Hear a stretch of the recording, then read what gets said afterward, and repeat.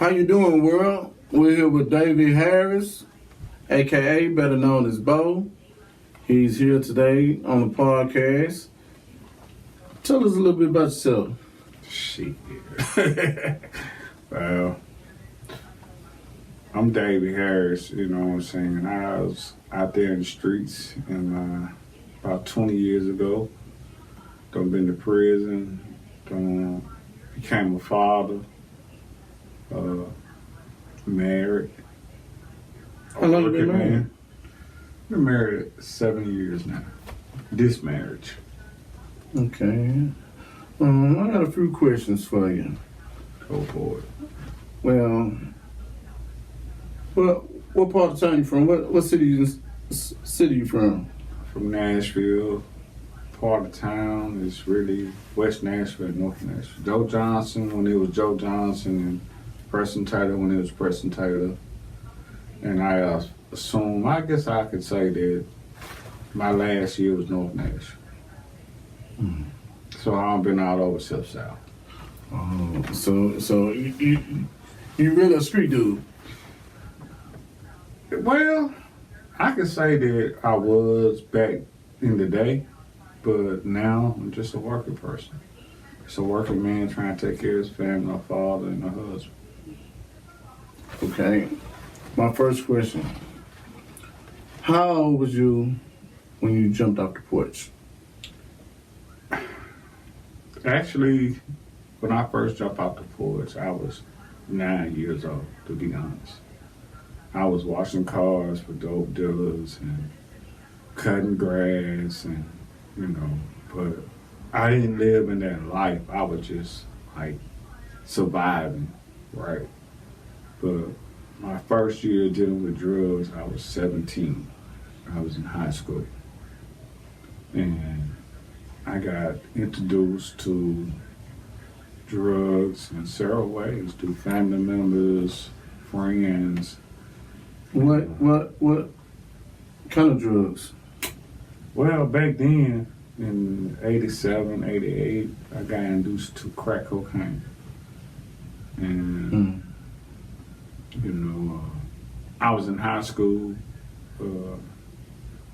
I tried it.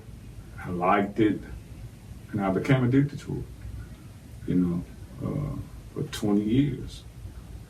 That's all I thought about, that's all I wanted. So the crowd or gang, I'm not saying that you was in a gang, but the crowd that you was running with, they was participating in crack cocaine back then? Well, pretty much that's when it exploded. Well, you heated. It exploded real tough in Nashville back in 87, 88. I could say 40% of the people in my neighborhoods where I ran at, where I went to, everybody was on it. Like, it wasn't no thing where that you could go around the corner and not find somebody on crack back in the 80s. Yeah. You know what I'm saying? Like, you could walk down the street to the store and knew that this lady lived here, and she was that lady that you always seen getting in a car in the mornings, going to work or whatever. From her doing that, from her, hey, you know where some at? Hey, you got some? You know what I mean? In the 80s, it was that bad, So how long did you stay on drugs? I stayed on drugs for 20 years. 20 years. I ran these streets, North Nashville, West Nashville, for 20 years. I was that loner, that guy that always been by himself, but know that went to school with all the guys that was out there at 7 at the time. So I had to do nothing real stupid, but I done some shit that was stupid, but not not all the time, because I know where it was. You know what I mean? Yeah. And my addiction took me to prison. How was that experience? That experience, to be honest, I was relieved, because like when I got locked up and went to prison, I ain't had to think about drugs no more. You know what I'm saying? Because I know it was drugs there, but I didn't have to, worry about it no more because it was like a monkey off my back.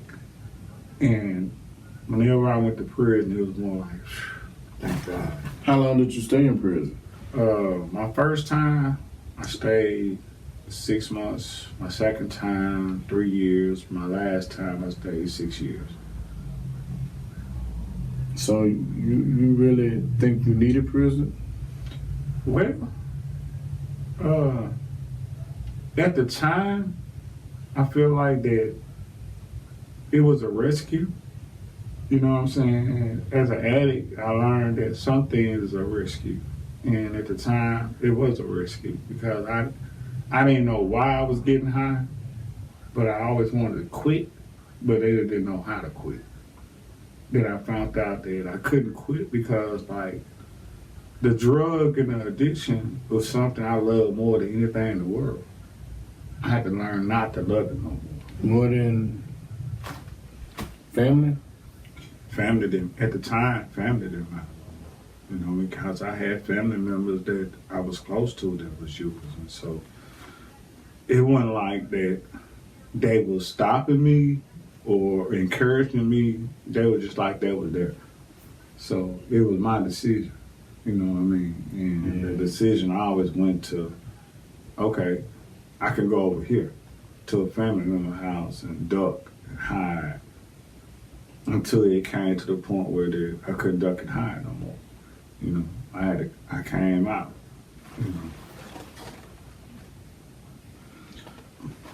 Now, do you think, as a black man, when you're ripping and running the streets, for a violent black man, not saying that you're violent, do you think every black man, when they go to the prison, they respect life more because they learn how to respect people instead of running over these young cats running over the old heads and talking about they ain't got no OGs. OG stand for old guy. On tomorrow, would that prison teach them boys some respect? Well, prison is what you make out of it. You're gonna be a man regardless. You know what I'm saying? If you don't be a man, you're gonna be a punk. And for me, prison showed me that, if you go out here and work every day in prison for 35 cents an hour, so when you get out, you making $14, $15 an hour. They mean like, oh shit. I always told dudes in prison that prison is like getting a good work ethic.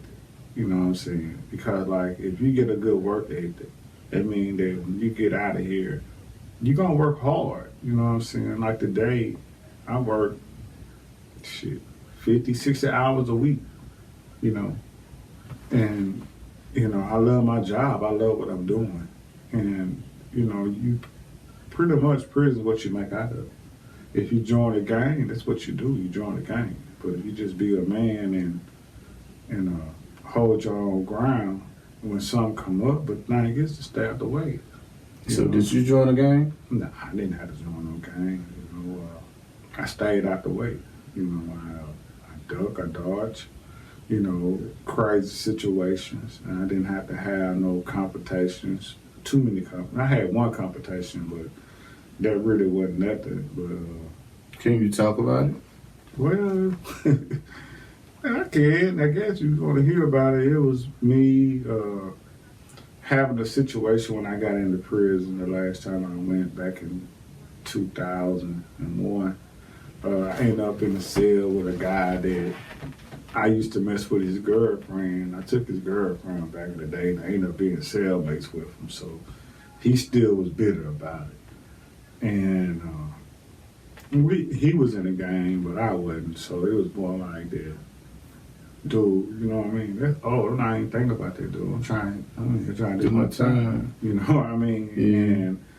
And but he wanted me out of his cell, so it was more like, dude, you know what I'm saying? Okay, then, let me get up out of his cell. So I went to the counselor and asked the counselor to let me out of the cell, but the counselor was more like, he's a gang member. He been labeled as a gang member. I'm like, man, I don't know about that. You know what I mean? I ain't no snitch. What the fuck you talking about? I don't know about that.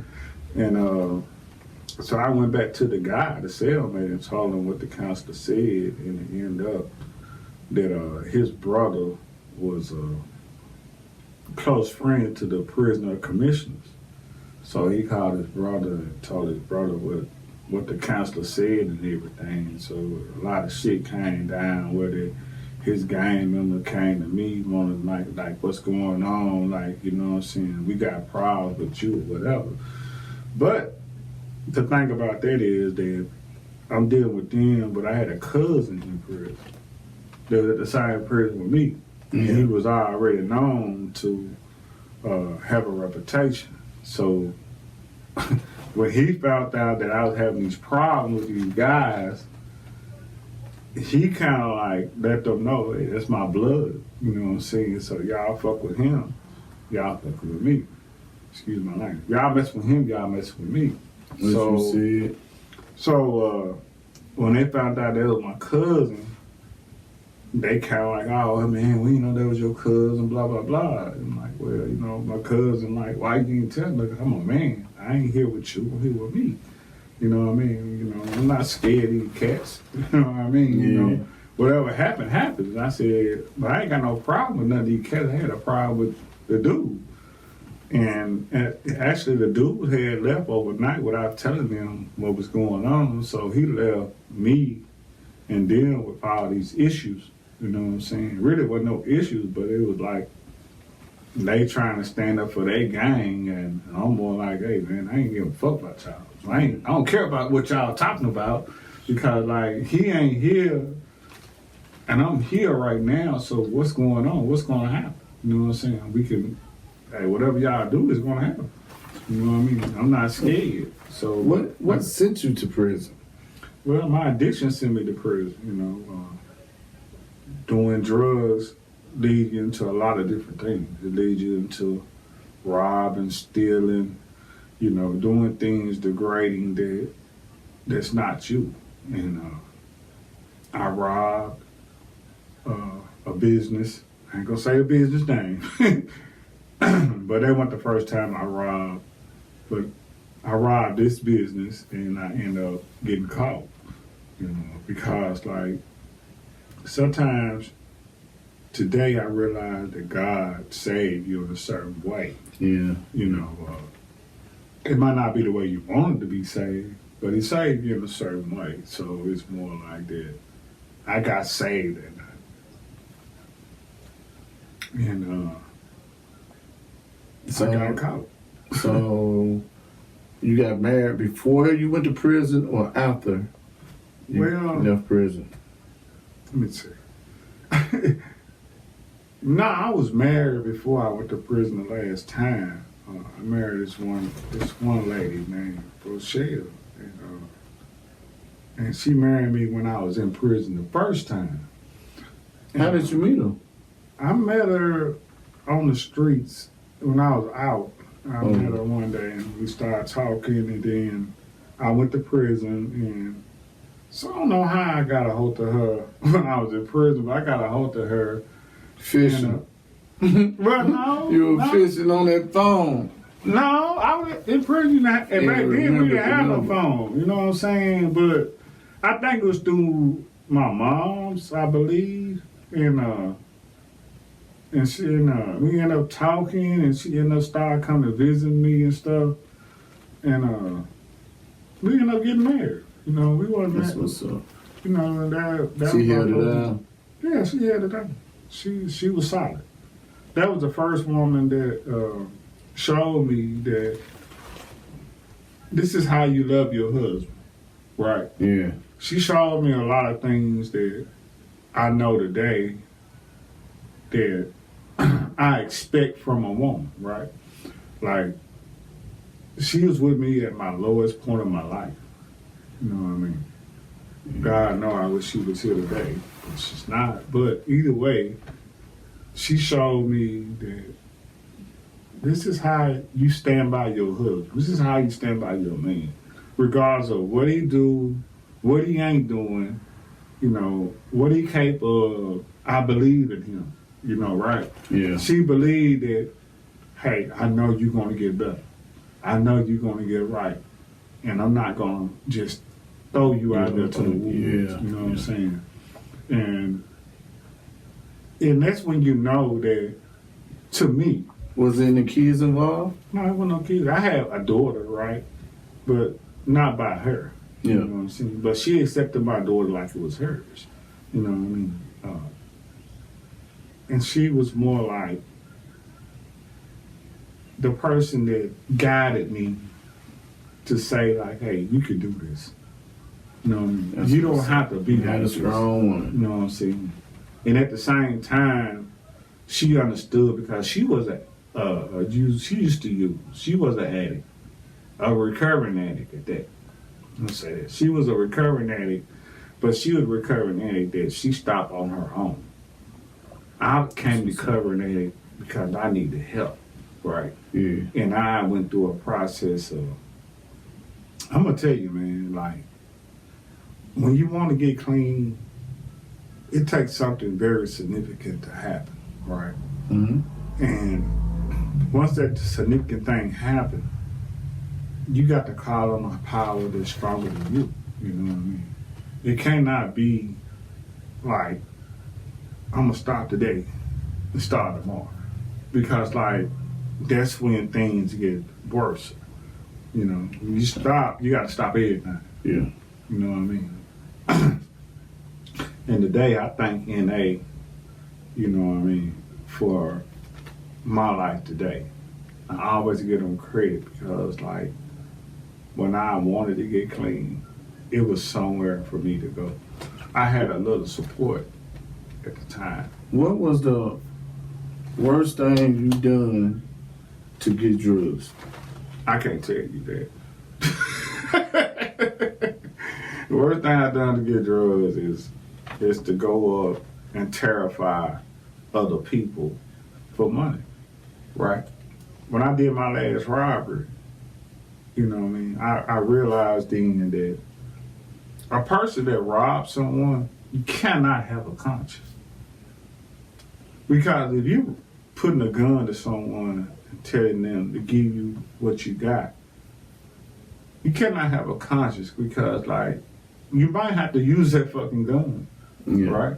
Yeah. And you're going to kill someone that just going to work, just doing their job, right? Mm-hmm. And it's more like that.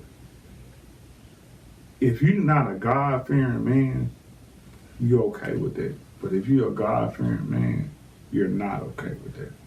And I was a God-fearing man, so my last robbery really took me to another space in my life. Which one you think is worse? The biggest addict, the drug dealer, or the user? Well, you know, I guess for me, an addict is someone that make a choice to go to a drug dealer. A drug dealer is someone make a choice to sell it. It's no difference. It's really no difference because, like, You don't look at the drug dealer as an addict? well, you know, a drug dealer to me, because I used to be a drug dealer when I was I had stopped using and became a drug dealer. A drug dealer can get addicted to making money. Can get addicted to the lifestyle. Can get addicted to, you know, whatever he or she is doing at the time. You know what I mean? Everything can be addictive. You know what I mean? You know, and it's more like that. When you got out drugs and started selling drugs, did you ever get caught, or you just stopped? No, I got caught because I got addicted to the lifestyle, to money, being able to do whatever I wanted to do because money give you power. Yeah. Because money can get you whatever you want. Yeah. And if people and women know you got money, they always after you. Yeah. You know what I'm saying? And that part of it, to me, was like, okay, I love this shit. You know what I'm saying? I love that this woman over here looking after me, trying to get at me. Or did you go get him? Yeah, I got it. Yeah. Yeah, I got it. So you had some fun. I ain't gonna lie, I had some fun when I was selling drugs, you know what I mean? I didn't sell drugs in Nashville. So which one was better? The having fun, using drugs or selling the drugs? Selling the drugs also, you know, why I want, what kind of question? Cause hey, some people feel that they have no responsibility. They can do what they want to do when they on drugs. I'm talking about that. Hey, man, I'm talking about I don't see some clever addicts. But that thing there that using drugs is like, okay, when that shit is gone, that misery kick in, right? Now them the best hustlers. But Man. but that misery gonna kick in because it's gonna be when you ain't got nothing. Yeah, you know what I'm saying? But them the best hustlers in the world. An addict is the best hustler if you on drugs, man. I'm talking about, man, I don't know how they used to come back with that money so fast where they was getting that money from, but them was the hustlers. We just had the supply. Yeah. You know what I'm saying? I'm talking about they come in every 30 minutes, 40 minutes. But the question you asked, where they getting all that money from? But the question you asked was, what was fun? Being the drug dealer, being the addict. To me, being the addict is like, you know what I mean? You're guilty when you get the dope. You're guilty when you use the dope. You're guilty after the dope is gone. That's when I felt. That's what I felt as an addict. You know what I mean? That's when I know that God, this is not what God want me to do. Yeah. You know what I'm saying? Yeah. This is not what I want to do. Because as an addict, you know, when you guilty using, no matter what you got, what you did to get the drugs, Mm-hmm. when you guilty using, something else don't happen that wants you inside of you that want to stop, but you didn't know how. It took another addict to tell me, Dad, why you keep getting high? I said, man, my wife died. He said, man, you was getting high before you met your wife. Right. He kept it real with you. And he said, why you want to get high? He said, I can't mess with you until you tell me why you want to get high. I gave him another answer. He said, nah, Dad. He said, Dad, let me tell you why you got high. I said, well, tell me then. Because you wanted to. No. He said, because that's what you love to do. When he said that, it's like a light bulb went off in my head. Because all these years, I wonder why I kept getting high when I didn't want it to. Because anything you love, You're going to keep doing you're going to keep at it. Yeah. You know what I mean? If it's shopping. It don't You know matter what the saying? consequences if it's going to is. strip club, I'm talking about, hey, Anything you buying love, cars, fixing up cars. Hey, It's man. addiction. It's That's addiction. Anything you love, you're going to keep at it. When he said that, man, it's just like a light bulb went off in my head. And I'm like, damn, all these years, I wonder why I kept doing this shit, right? But I tell people today that, you know, when that question was answered to me personally, everything went out the door. I didn't think about getting high no more. I didn't use over 20 years now. I haven't touched crack. Right? Okay, by you saying that, I got a question for you. Which one you think you had more money when you was using drugs or when you was selling drugs? How much you think you spent by and you started using drugs at about around what age? 17 years old. You know, So I was still in high school. So you think you had more money? You spent more money by using drugs? Yeah. Or you had, Hey, yeah, I spent more money using drugs than I had making money off drugs. Yeah, I can say that because, like, I was young, I was a hustler, I knew everybody, and almost 80% of the people that I hung around used, and they asked me to go get their drugs. So I spent my money and a lot of other people's money using drugs, but. have you ever ran off on someone? Ran off with someone. And like somebody give you their money and Well, yeah, I ran off on a drug dealer. I can't even say his name because he's not here today. I ran off on Big Tracy from Joe Johnson. And Me Wow. and him was real tight. That was my guy. You know what I mean? And before he died, Oh, Hollywood. before he got killed, bro.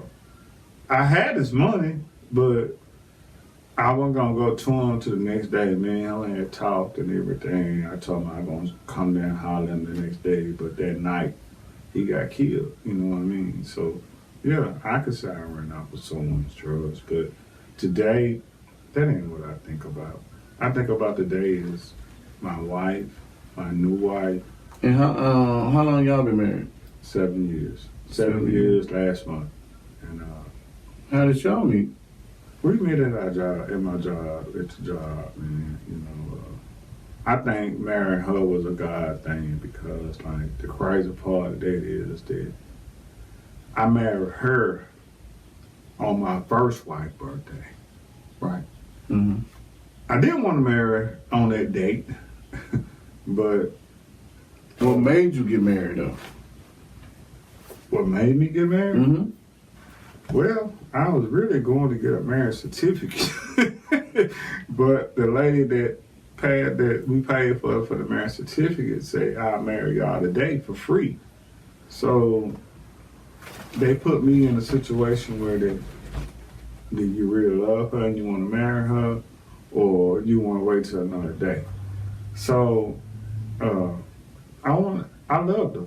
You know what I mean? I loved her, and I still love her. And I went on and said, okay, if you're gonna do it for free, let's go and do it with it. So, what in marriage do you look at marriage as for love or a contract, or like a business contract? Marriage is not a business contract for one. Marriage is for love. To me, marriage becomes something that compromise. You both have to compromise. You know, How long did you know your wife before you married her? I know my wife about,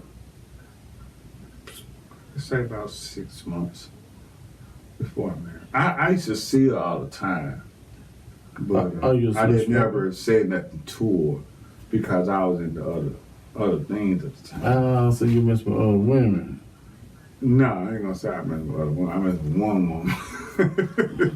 I mess with one woman. One woman. Yeah, Okay. and when I met my wife, but my wife showed me that she wanted me. That's what's up. And she made sure that it wasn't nothing else gonna stand her way from having me. So that was that on that right there. Anything else? Any other questions? Break.